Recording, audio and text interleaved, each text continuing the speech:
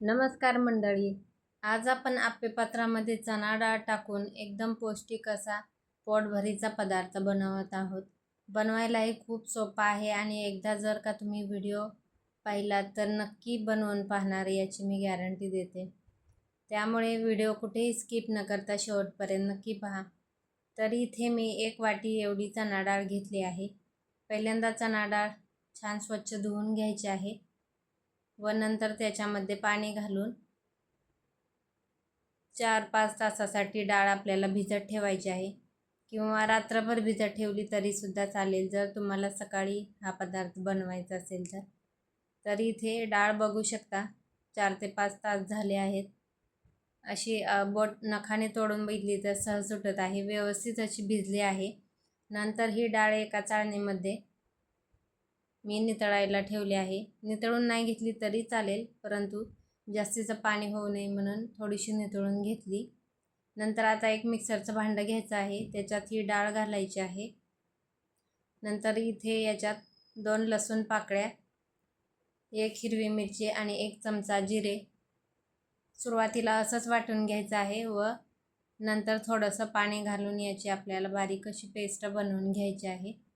बघू शकता ही आता एका बाउलमध्ये काढून घ्यायची आहे. तर राहिलेली जी डाळ आहे त्याचीसुद्धा अशाच पद्धतीने मी इथे पेस्ट बनवून घेते. त्याआधी तुम्ही चॅनेलला सबस्क्राईब केलं असेल तर ठीक आहे, नसेल केलं तर चॅनेलला प्लीज सबस्क्राईब करा. व्हिडिओ आवडला तर लाईक करा. तर इथे सर्व डाळ मिक्सरला मी बारीक फिरवून घेतली आहे. व्यवस्थित मिक्स करून घ्यायचं आहे. नंतर याच्यामध्ये आता 1 वाटी एवढा बारीक रवा घेतलेला आहे. मोठा रवा असेल तर एकदा मिक्सरला फिरवून घ्या. नंतर अर्धी वाटी एवढं दही घातलं आहे आणि याला छान व्यवस्थित असं मिक्स करून घेतलं आहे. आता याच्यात रवा वापरल्यामुळे 10 मिनिटे हे आपल्याला असंच भिजत ठेवायचं आहे, म्हणजे रवा व्यवस्थित फुलला जातो. तर इथे 10 मिनिटे झाली आहेत. नंतर याच्यामध्ये आता काही भाज्या घालायच्या आहेत. इथे मी किसलेलं गाजर, बारीक कट केलेला कांदा आणि बारीक चिरलेली कोथिंबीर घातली आहे. चवीपुरतं मीठ घालून मिक्स करून घ्यायचं आहे. तर आज आपण भिजवलेल्या डाळीचे आप्पे बनवत आहोत. बनवायला सोपे आहेत आणि खायलासुद्धा खूप टेस्टी लागतात. मिक्स डाळीचे आप्पे तर आपण बनवतच असतो, पण फक्त चणा डाळीचे या पद्धतीने एकदा बनवून पहा. इथे मी चिमूटभर सोडा घातला आहे आणि थोडंसं पाणी घालून त्याला छान व्यवस्थित मिक्स करून घेतलेलं आहे. नंतर गॅसवरती आप्पे पात्र गरम करायला ठेवलं आहे. आप्पे पात्र याच्यात तुम्ही तेल किंवा तूप लावू शकता. इथे मी तूपच आप्पे पात्रात टाकून घेतलं आहे आणि जे डाळीचं बनवलेलं बॅटर आहे ते बॅटर याच्यात आपल्याला टाकून घ्यायचं आहे.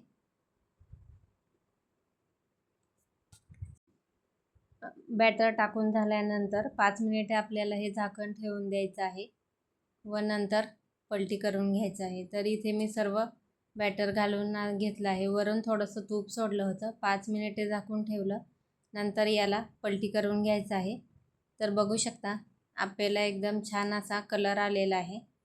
एकदम बारीक गॅसवरती छान खरपूस असे आप्पे भाजून घ्यायचे आहेत, म्हणजे ते आतून कच्चे राहणार नाही, कारण आपण हे डाळीचे बनवत आहोत.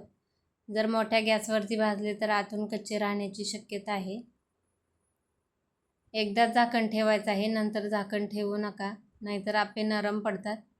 नंतर शेवटी 2 मिनिटासाठी जरा मिडियम गॅसवरती हे आप्पे भाजून घ्यायचे, म्हणजे वरून एकदम कुरकुरीत राहतात. तर बघू शकता एकदम छान असे हे आपले भाजून झालेले आहेत. जास्त मोठ्या गॅसवरती आप्पे भाजू नका, नाहीतर ते कच्चे राहण्याची शक्यता असते. तर इथे राहिलेले सुद्धा मी आप्पे अशाच प्रकारे बनवून घेते.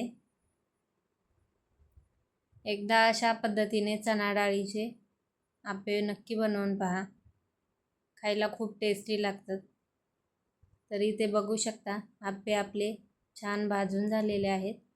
लहान मुलांनासुद्धा तुम्ही टिफिनला असे हे आप्पे बनवून देऊ शकता. हे आप्पे मेन म्हणजे कुठलीही चटणीसोबत खायची गरज नाही, दह्यासोबत एकदम छान लागतात. चटणीसुद्धा बनवायची गरज नाही. तर इथे सर्व आप्पे आपले बनवून झालेले आहेत, बघू शकता. वरून एकदम कुरकुरीत झालेले आहेत, आतून मऊसूद आणि रंग मेन म्हणजे आतून व्यवस्थित असे भाजलेले आहेत. तुम्हाला याच्यात लाल मिरची पावडर किंवा दुसरे कुठले मसाले घालायचे असतील तर घालू शकता. इथे मी हिरवी मिरची घालून बनवलेले आहेत.